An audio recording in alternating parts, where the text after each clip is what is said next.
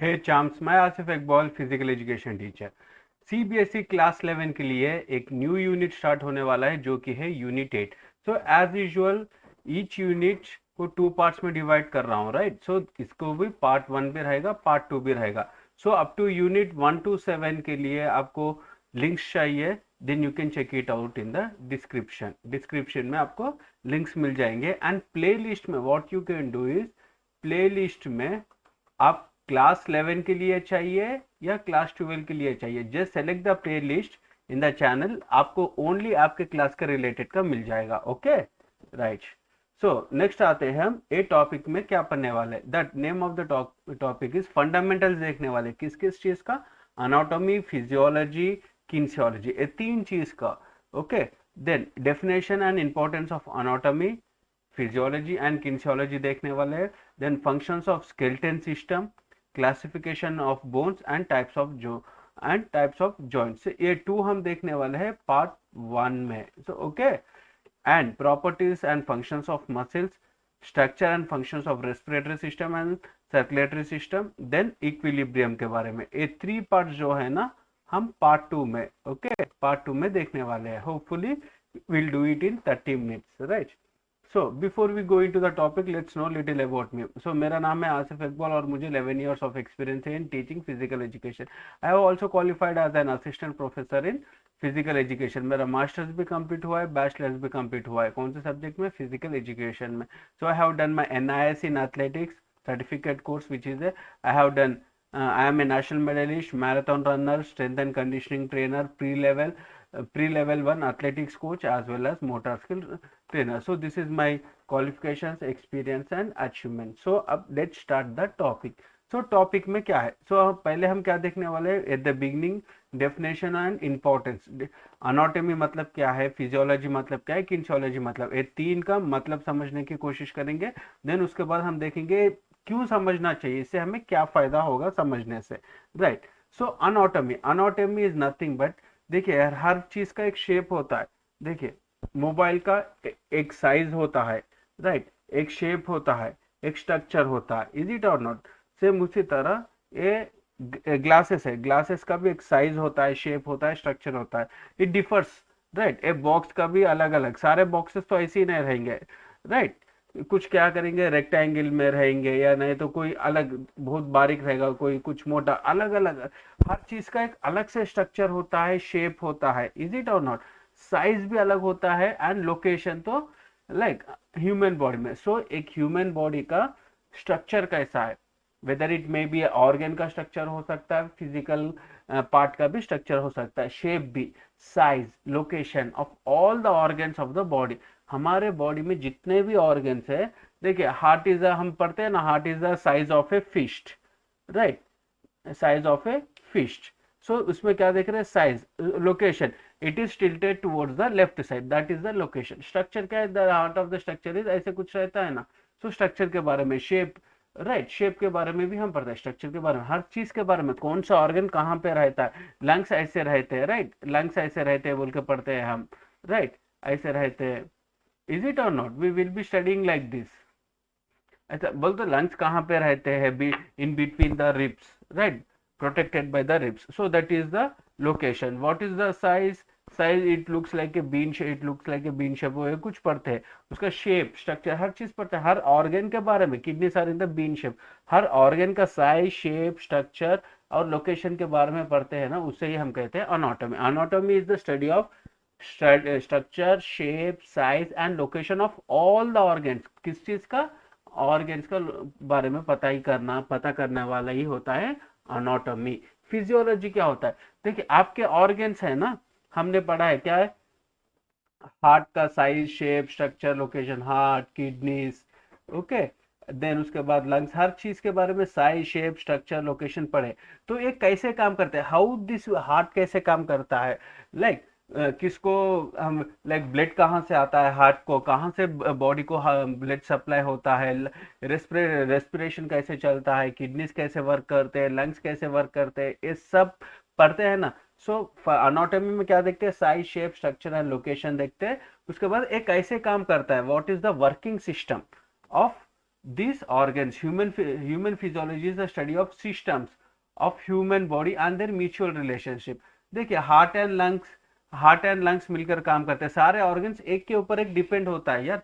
देखिए अगर आपका फोन अच्छे से चल रहा है बोलते उसमें वायरस नहीं रहना है, वायरस नहीं रहना है बोलते उसको आराम से अच्छे से यूज करना है, प्रॉपरली यूज करना है, प्रॉपरली यूज करना है बोलते सिंगल हैंडेड यूज होना चाहिए, फालतू के ऐप्स नहीं डालना। एक चीज आपका फोन अच्छा चल रहा है बोलते बहुत सारे चीज एक के ऊपर एक डिपेंड होता है। सेम उसी तरह एक ऑर्गन दूसरे ऑर्गन के ऊपर डिपेंड होता है। इज इट और not?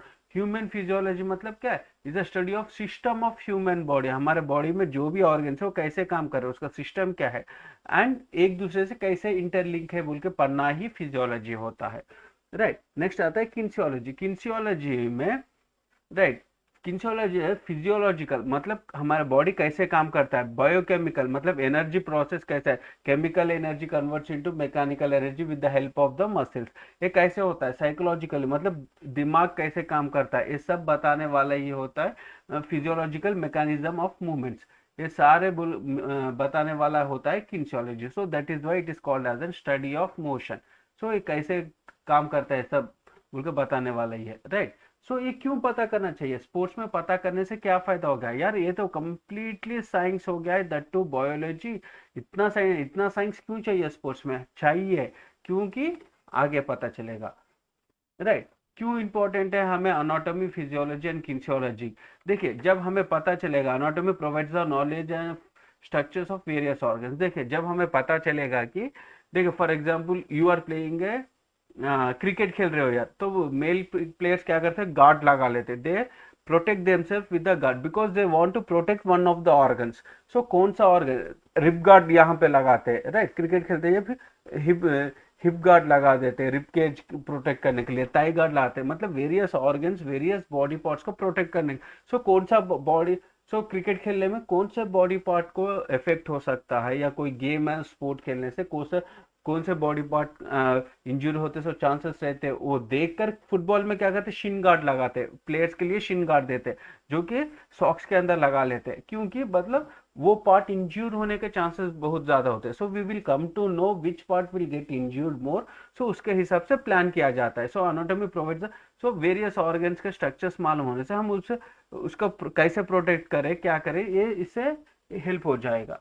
Right, next physiology provides the knowledge about the functioning of various organ. So हमारे ऑर्गन्स कैसे काम कर रहे हैं, which organ is beneficial for me, मेरे बॉडी में कौन सा ऑर्गन अच्छे से काम कर रहा है, उसे कैसे यूज करना चाहिए, कब यूज करना चाहिए, मतलब वीकनेस एंड स्ट्रेंथ पता होने से हम अपने गेम के ऊपर करेक्शंस कर सकते हैं, हमारे गेम के ऊपर वर्क कर सकते हैं। सेम उसी तरह ऑर्गन्स के ऊपर भी वर्क करने के लिए काम आता है। Useful for in prevention of sports injuries. First वाला पॉइंट क्या बताया, क्रिकेट में गार्ड लगाते हैं, क्यों? सो अनाटॉमी, फिजियोलॉजी एंड किन्सियोलॉजी पता होने से सो इंजरी को प्रिवेंट करने के लिए भी काम आता है एंड रिहैबिलिटेशन के लिए भी काम आता है। Right, right, serves in the process of rehabilitation, recovery. अरे ये ऑर्गन ऐसे यहाँ पे रहता है, ये ऐसे काम करता है, सो ये ऐसे काम करने का ऐसे काम कर रहा है, सो इसे ऐसे सेम नॉर्मल रूटीन में लाने के लिए ये करना चाहिए बोल के हमें पता हो जाएगा। Next, useful in selection of sports. देखिए अगर आपका हार्ट बहुत अच्छे से काम कर रहा है यार, it is keep on producing oxygen, supplying oxygen to your muscles, मतलब आप एंड्योरेंस में अच्छे हो। राइट, ओके, अगर हार्ट क्या कर रहा है, आपको ब्लड बहुत ज्यादा फास्ट सप्लाई कर रहा है but for a limited period of time, then you are good in sports. So हमें पता चलेगा कि हमारे ऑर्गन्स के हिसाब से कौन सा sports, that's why useful in the selection of sports. Next आता है facilitates preparation of training program. देखिए हमारा एक इवेंट, देखिए अब क्या हो रहा है, बहुत ही साइंटिफिक हो गया है।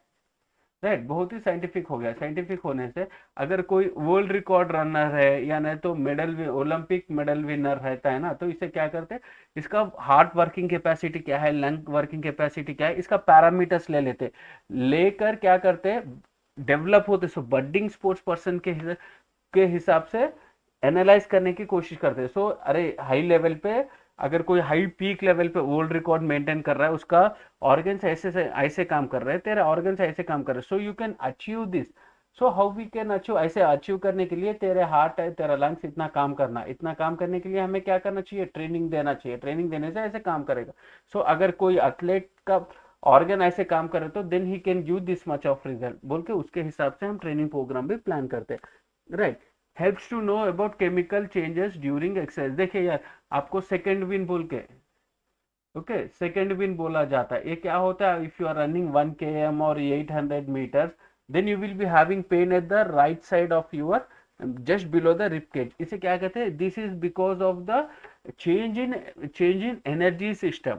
मतलब एरोबिक से एनोरोबिक या एनोरोबिक से एरोबिक जो कब कन्वर्ट होता है ना, उस टाइम पे हमें राइट साइड में रिब केज के नीचे काम पेन आता है। वो कुछ देर के लिए रहता है, it will not be permanent, it's a pain of 1 minute और 30 seconds, something like that.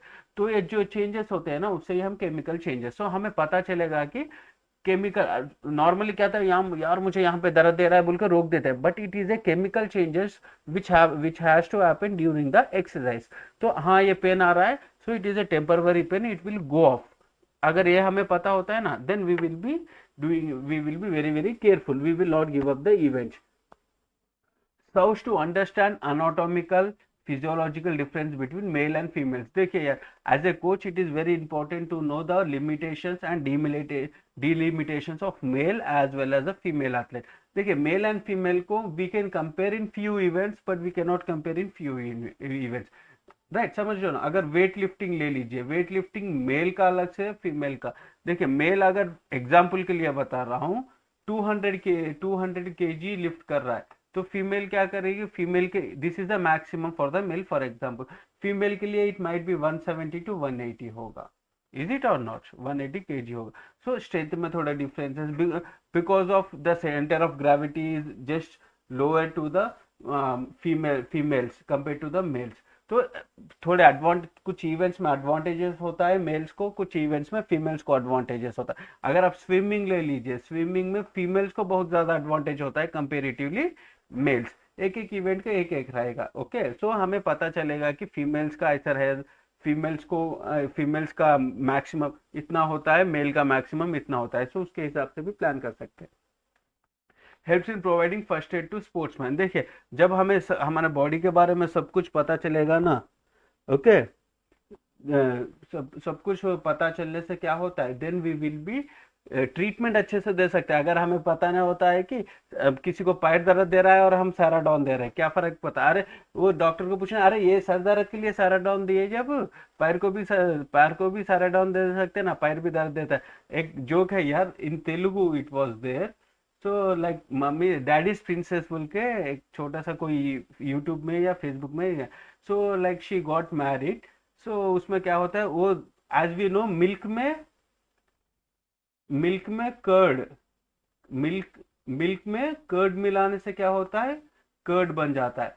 So after marriage, एक जोक के हिसाब से बता रहा हूँ, राइट, वो क्या करती है, दाल में, ओके सॉरी, वो क्या करती है, कर्ड कर्ड में दाल मिला देती है, मिला के, और एक्सपेक्ट करती है कि when this will come convert into the दाल।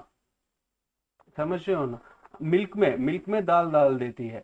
मतलब इसका इंटेंशन क्या है, मिल्क में जो भी चीज डालते हैं ना, वो कन्वर्ट हो जाता है। फॉर एग्जांपल देखिए, मिल्क में मिल्क में अगर टी पाउडर डाल दिए, तो so she is expecting that it will changes into the T. या इसमें कोई फॉर एग्जांपल चिकन डाल दे, राइट, चिकन डालने से she is expecting that milk will change into the tea, because milk is changing into the curd if we mix the curd. In the same way, she is expecting this milk will change into dal curry if she mixes the dal in the milk। so उस तरह हो जाता है। मतलब knowledge होने से क्या होता है, वी नो दाल बनाने के लिए क्या करना पड़ता है, और क्या बोलते हैं, कर्ड बनाने के लिए क्या करना पड़ता है, राइट, ट्रीटमेंट के हिसाब से। Useful in developing physical fitness administration. देखिए, जब हमें एज के हिसाब से, देखिए anatomy, physiology and kinesiology varies from person to person as per the age, as per the gender also.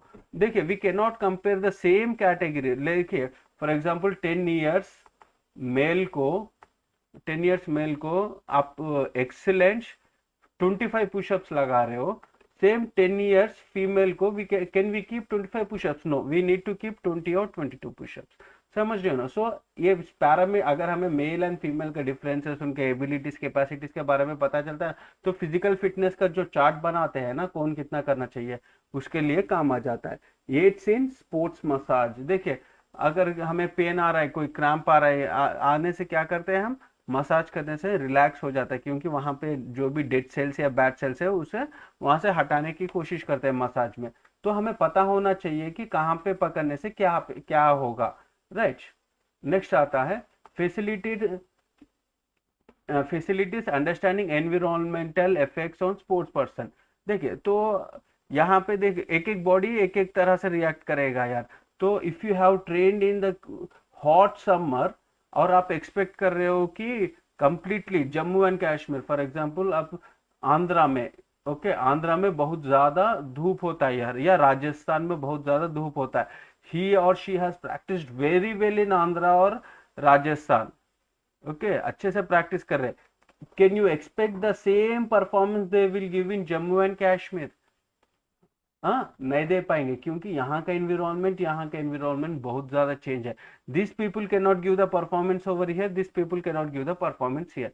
So environment effect भी बहुत रहेगा, तो उसे एडजस्ट करने के लिए ऐसा एनवायरमेंटल देते हुए प्रैक्टिस कराना चाहिए। एंड नेक्स्ट पॉइंट आता है functions of skeleton system. Skeleton system मतलब क्या, जो भी bone, whichever bone being connected with the muscle, okay sorry, so skeleton मतलब ओनली बोन, मस्कुलर मतलब ओनली जो भी मसल्स के बन, स्केलेटन सिस्टम मतलब ओके, स्केलेटन सिस्टम मतलब the we are going to study everything about the bone, okay muscle के बारे में भूल जाए, आगे बताऊंगा, ओके।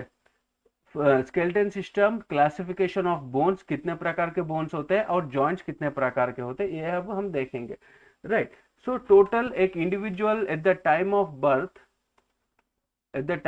उसको 213 बोन्स होते हैं, and as they grow it will changes into 206, समझ रहे हो ना, as they grow.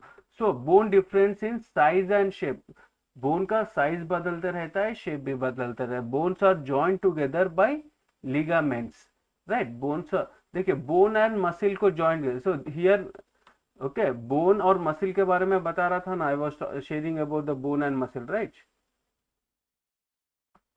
Bone and muscle को जो ज्वाइन करता है ना, ये दोनों के बीच में इंटरमीडिएट का काम करने वाला है लिगामेंट, ओके इसके बारे में आगे पढ़ेंगे। सो बॉडी में स्केलेटन, जो भी बोन्स है, skeleton system is nothing about the bones, जो भी बोन्स है, whatever the bones are there, they have divided in two parts, one is axial, one is appendicular. ये एक्सियल क्या होता है, एपेंडिकुलर क्या होता है, देखेंगे। देखिए एक्सियल इज नथिंग बट जिसमें एक इंडिविजुअल का स्कल, ओके एक इंडिविजुअल का स्टेर्नम, ओके एक इंडिविजुअल का रिब्स, रिबकेज कंप्लीटली, ओके एक इंडिविजुअल का hyoid bone, okay and vertebral, hyoid bone and vertebral column, ये सारे ओनली दिस, आपको यहाँ पे क्या दिख रहा है, सब मिलाने से ही, राइट, दिस ऑल थिंग्स मतलब स्कल आ गया है, वेट्रिबल कॉलम आ गया है, रिबकेज आ गया है, स्टेर्नम आ गया है एंड हायोइड बोन आ गया, ये पूरे मिलाने से उसे, सो इसमें क्या क्या मिसिंग है, लेग्स मिसिंग है एंड हैंड्स मिसिंग है। So legs and hands will come in appendicular. So missing things comes into the one. So axial में skull में कितने, this is the skull, this is having how many, 28, skull में कितने bones होते हैं, 28, nose का, cheeks का, skull मिला के, chin, everything, sternum is 1, okay, rib cage, so there will be 12 pairs, 12 pairs होते हैं, okay, there will be 12 pairs, hyoid bone एक ही होता है, वेट्रिबल कंप्लीटली यहाँ से लेके यहाँ तक 26 होते हैं, so it will be again divided. So after, देखिए we were discussing at the beginning, it was 213 bones, right, 213 bones, then afterwards it's converting into 206. So यहाँ पे क्या होता है, 26 by 33, so at the time of birth it will be 33, and it will, as you grow young, older, as you become older, it will become 26, that's why from 213 to it is becoming 206. So axial matlab except legs and hands, all the body parts will come under axial. Appendicular में क्या आता है, only hands and legs आते हैं और कुछ नहीं आते, हैंड्स एंड लेग्स आते हैं, बस उतना। सो अपर लिम्स में कितने होते हैं, अपर लिम्ब मतलब this bone, this and all the finger bones में कितने होते हैं, 64। यहाँ पे इतने ज्यादा क्यों हो रहे हैं, मतलब फिंगर्स में बहुत ज्यादा बोन्स होते हैं यहाँ पे। ओके, सो लोअर लिम्स में 62। सो टोटल कितने हो गए ये, 126 bones. So this will be 80। Okay, this will be 80, right. So देखिए स्केलेटन सिस्टम में पूरे बोन्स, देखिए इस पार्ट को क्रेनियल पोर्शन बोलते हैं, फेस वाले बोन्स को फेशियल बोन्स बोलते हैं, राइट। एक clavicle, scapula, this are not important, just आप स्क्रीनशॉट ले लीजिए, स्क्रीनशॉट ले लीजिए, it will be helpful for you. Okay, देखिए this is the longest bone, tibia. Okay, fibula is the small leanest bone रहेगा यहाँ पे। Okay, longest bone is the longest bone is strongest bone is the femur. Okay, देखिए ये पूरे long bones का, इसे पूरे ऐसे के बोन्स पूरे को लॉन्ग बोन्स कहा जाता है। देखिए यहाँ पे इसे इरेगुलर बोन्स कहा जाता है, यहाँ पे सिस्मॉइड बोन, इसको आगे देखेंगे हम। ओके, फंक्शंस ऑफ बोन्स, तो बोन्स का क्या क्या काम है, सपोर्ट करना है यार। देखिए just imagine only flash, your entire body is here like this, आपको पूरा बॉडी ऐसा है यार। Okay, your full body is like this. Just imagine अगर इसमें कोई भी बोन ना रहे तो क्या होगा, पूरा क्रश हो जाएगा, इज इट और नॉट, मतलब कोई सपोर्ट ना रहेगा। सो देखिए अगर कोई चीज खरीदना, घर खड़े रहना है तो क्या, pillar. So bones also act as the pillar, it provide support. देखिए just imagine a body without bones, it will be only full of flesh and organs. Flesh and organs रहने से क्या होगा, ऐसा कुप्पा हो जाएगा, उसके खड़े करने के लिए सपोर्ट चाहिए। So bones do that. So bones protect. So ribcage क्या करता है यार, रिबकेज क्या करता है, प्रोटेक्शन भी देता है, इज इट और नॉट, हमारे बॉडी को प्रोटेक्शन भी देता है, राइट। नेक्स्ट वाला, bony system serve as attachment for muscles. देखिए muscles and bones, muscle and bone join होने के लिए कौन हेल्प करना है, ligaments. Okay, ligament has to help it. So जब मसिल, देखिए ओनली मसिल रहने से क्या होगा, muscle and organs only flesh हो जाता है, कुप्पा हो जाता है। तो उसे खड़ा करने के लिए हम ऐसे चिपकाना चाहिए, मसिल और बोन को चिपकाना चाहिए। मसिल और बोन को चिपकाने के लिए कौन हेल्प करता है, ligaments, right. Bony system give shape to the body है।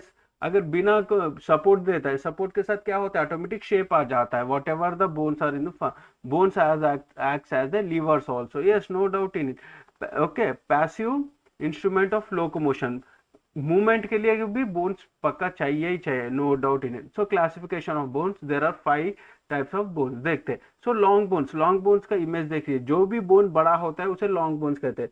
देखिए यहाँ पे हाईलाइट होके, these are the long bones, क्योंकि देखिए कितना लंबा है बोन, एक एक bone, right. This, so this is called as an short bone again. Okay,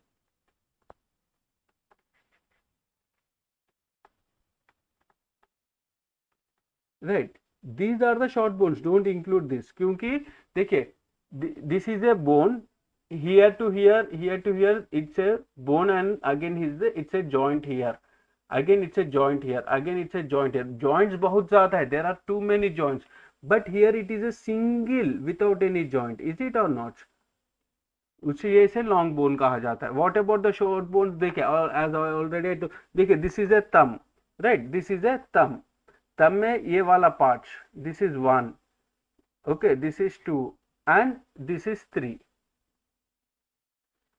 देखिए यहाँ पे 1 2 3 4, 1 2 3 4, समझ रहे हो, short bones, these are called as the short bones. Okay, next flat bones. Flat bones देखिए हमारे स्कल के, देखिए या रिबकेज कैसे रहता है, ऐसा ऐसा फ्लैट रहता है, it will not be round, पूरे बोन्स राउंड रहते हैं। ये रिबकेज, ये सर वाला बोन कैसा है यार, फ्लैट है, इज इट और नॉट। देन इरेगुलर बोन्स, हमारा बैकबोन होता है ना, हमारा बैकबोन का शेप अलग ही होता है, ये सारे सेम साइज सेम शेप में नहीं रहते यार, everything is changes, everything. Okay, then sesamoid bone, जो हमारा घुटना कहते हैं ना, right, patella, we also called as an patella. देखिए दिस इज ए नी के ऊपर ऐसा एक चिप्पा सा होता है, इज इट और नो, उसे ही हम कहते हैं पटेला, उसे सिस्मॉइड बोन कहते हैं। अब जॉइंट्स कितने प्रकार, जॉइंट्स भी 3 टाइप्स है, उसमें फ्रीली मूवेबल जॉइंट्स फिर पहले जॉइंट क्या है, जहां पे भी टू बोन्स मीट होते हैं ना, wherever the two bones meet that's called as an joint. See here one bone, here one bone, हम शॉर्ट बोन्स में देखे ना, ए भी शॉर्ट बोन है, ए भी शॉर्ट बोन है, but this two are joining, so this is called as an joint.